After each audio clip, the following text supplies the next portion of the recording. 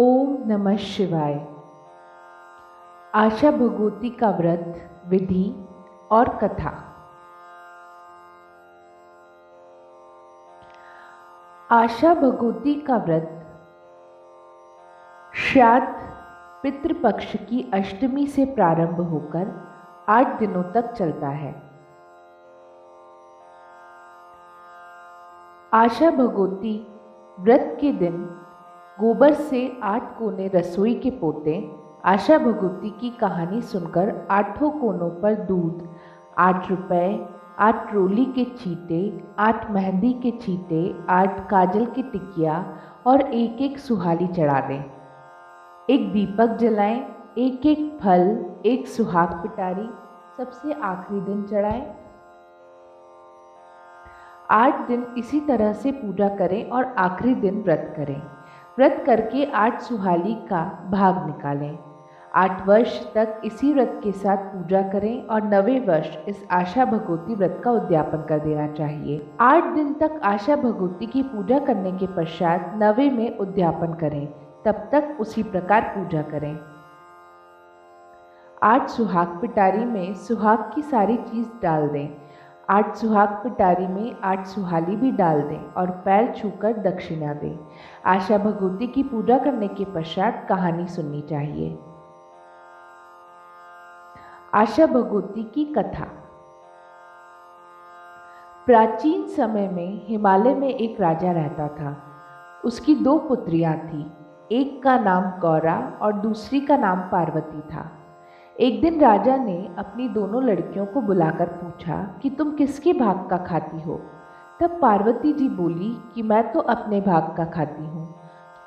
गौरा से पूछने पर उन्होंने बताया कि मैं तो तुम्हारे भाग का खाती हूँ।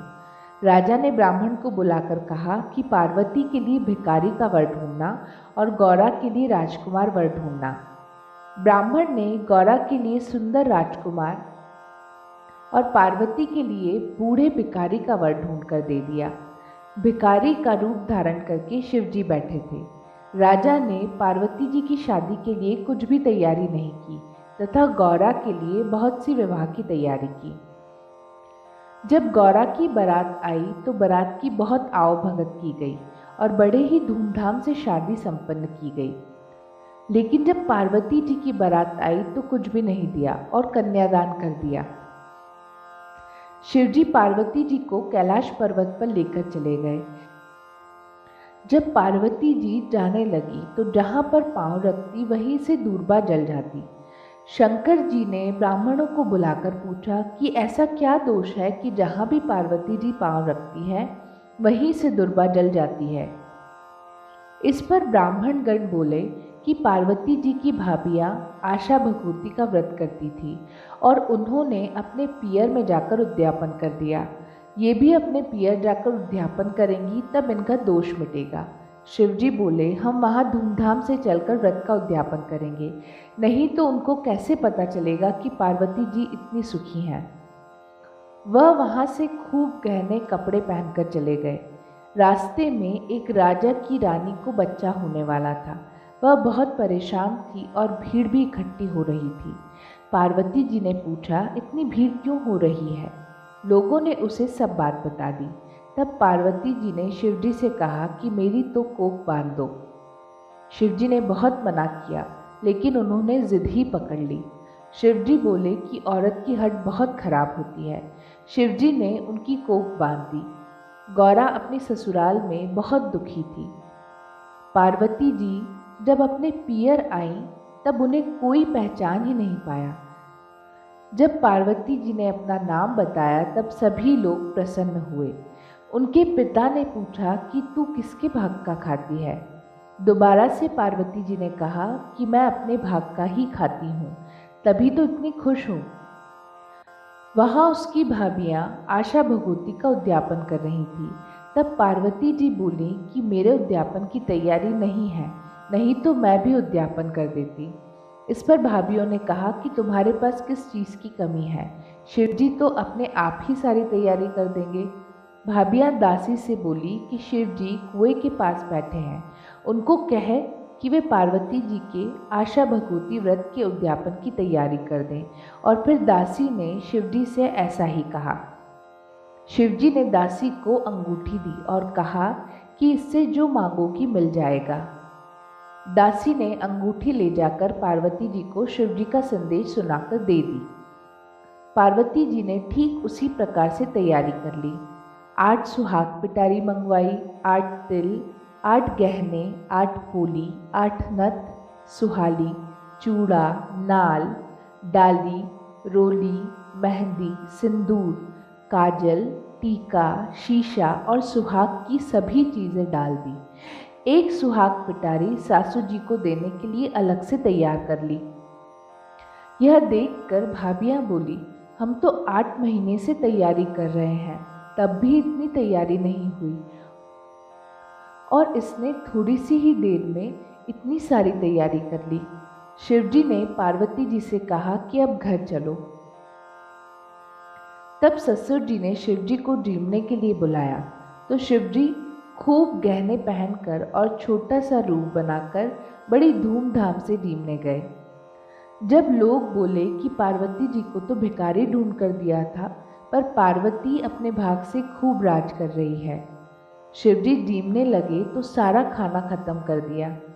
पार्वती जी डीमने लगी तो कुछ भी नहीं बचा, सिर्फ एक सब्जी उबली हुई पड़ी थी। तो पार्वती जी वही साग खाकर ठंडा पानी पीकर वहाँ से चलने लगी। रास्ते में खूब गर्मी थी और वह एक पेड़ के नीचे बैठ गई। तब शिवजी ने पूछा कि तुम क्या खाकर आई हो? तब पार्वती जी बोली कि जो तुमने खाया वही मैंने खाया है। लेकिन शिवजी सब जानते थे। शिवजी हंसने लगे और बोले कि तुम तो सब्जी और पानी पीकर आई हो। पार्वती जी बोली कि आपने तो मेरा पर्दा खोल दिया, लेकिन किसी और को ना बोलना। बाद में आगे गए तो जो दूर्वा सूख रही थी अब वह हरी हो गई। शिवजी ने सोचा कि दोष तो मिट गया। पार्वती जी बोली कि महाराज अब मेरी कोख खोल दो।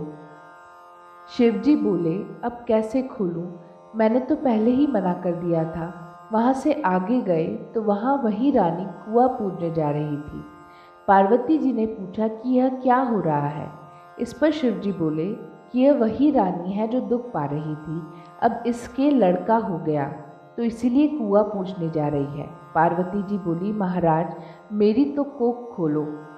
तब शिवजी बोले, मैंने तो तुमसे पहले ही मना किया था कि कोख मत बनवाओ, लेकिन तुमने जिद कर ली थी। तब भगवान ने गणेश जी बनाए। तो पार्वती जी ने बहुत सारे नेकचार किए और कुआं पूजन किया। पार्वती जी बोली कि मैं तो सुहाग बांटूंगी। तो सारे देश में शोर मच गया कि पार्वती जी सुहाग बांट रही हैं, जिसको लेना है ले लो। साधारण मनुष्य तो दौड़कर सुहाग ले गए, परंतु ब्राह्मणी और वैश्य स्त्रियां सुहाग लेने में देर से पहुंची। तब पार्वती जी बोली कि मैंने तो सारा सुहाग बांट दिया। शिवजी बोले कि इनको तो सुहाग देना पड़ेगा।